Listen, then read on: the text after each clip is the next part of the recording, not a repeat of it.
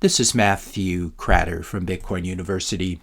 Today I want to talk about how the U.S. Department of Justice, the DOJ, has just called Bitcoin money. This is a little bit of a tongue-in-cheek headline. Here's the real headline.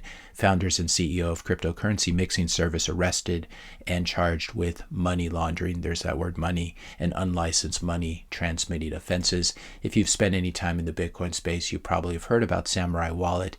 These are the two guys who just got arrested, Keon Rodriguez and William Lonergan Hill.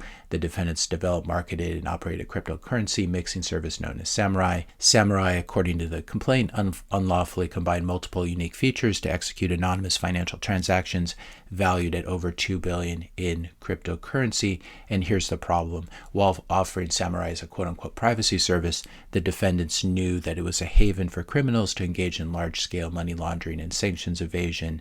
A substantial portion of the funds that Samurai processed were criminal proceeds passed through Samurai for purposes of concealment. Indeed, during the relevant period, Samurai laundered over $100 million of crime proceeds originating from, among other criminal sources, illegal dark web markets such as Silk Road and Hydra Market, various wire fraud and computer fraud schemes, including a web server intrusion.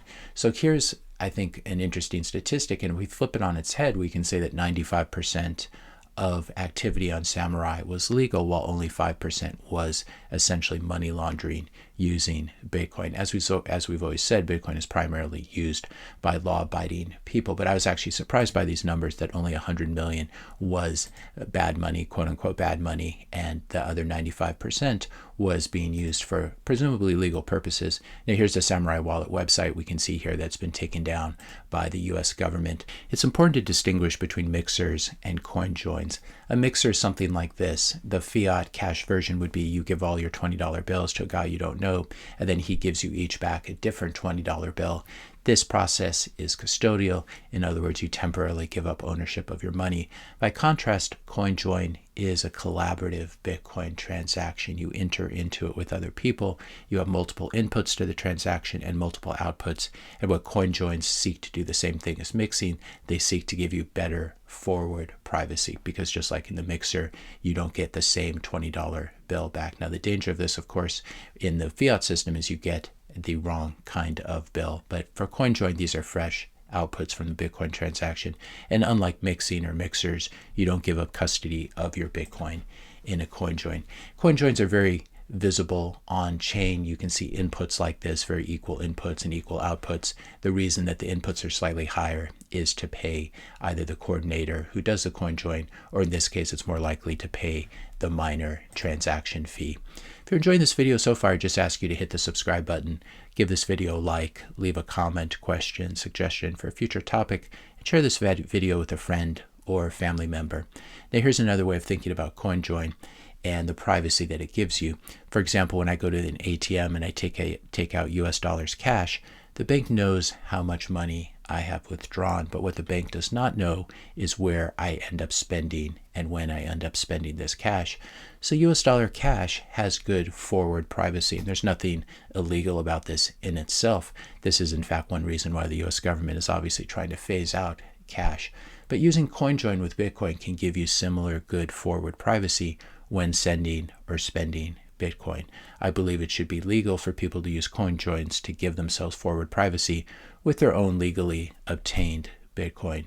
But doing a CoinJoin with a legally obtained Bitcoin, maybe you've stolen it, maybe it's proceeds from some illegal activity, illegal drug or terrorist activity, etc., in order to hide its origin. Doing a CoinJoin with a legally obtained Bitcoin in order to hide its origin, that's clearly money laundering under current definition. So I think it's important to distinguish between these two things at the outset.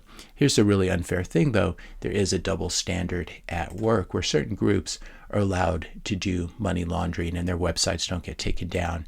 The Pentagon failing its audit for the sixth year in a row, etc. So there is a bit of a double standard at work here. What was Samurai Wallet's biggest mistake? I think it was probably their thumbing their noses at powerful actors on Twitter. For example, this is from June 30th, 2022. Welcome new Russian oligarch Samurai Wallet users.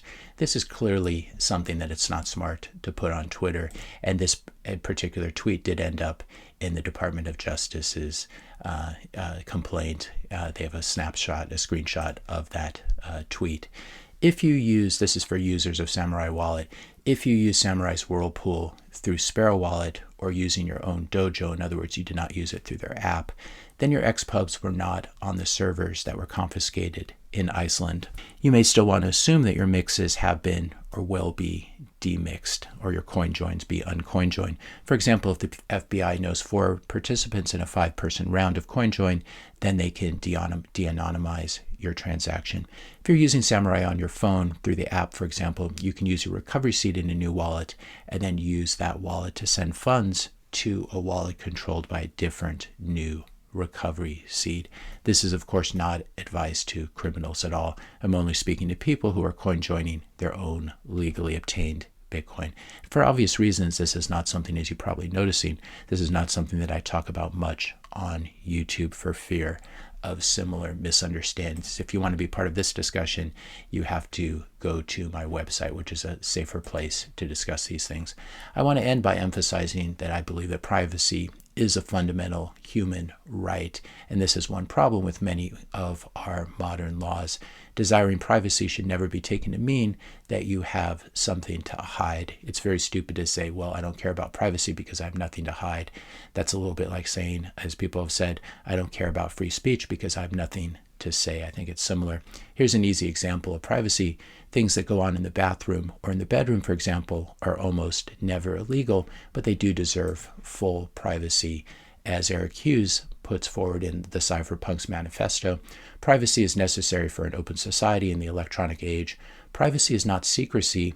A private matter is something one doesn't want the whole world to know, but a secret matter is something one doesn't want anybody to know.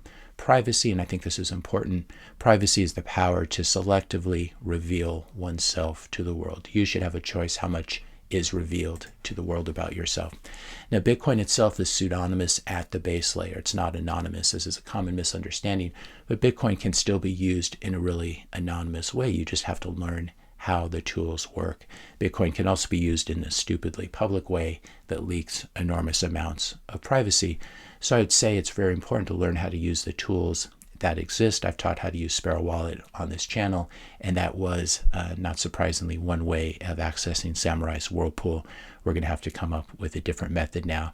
But learn to use the tools that exist, learn UTXO management, learn how Bitcoin works at a deep level so you can use it in a private manner and protect your family.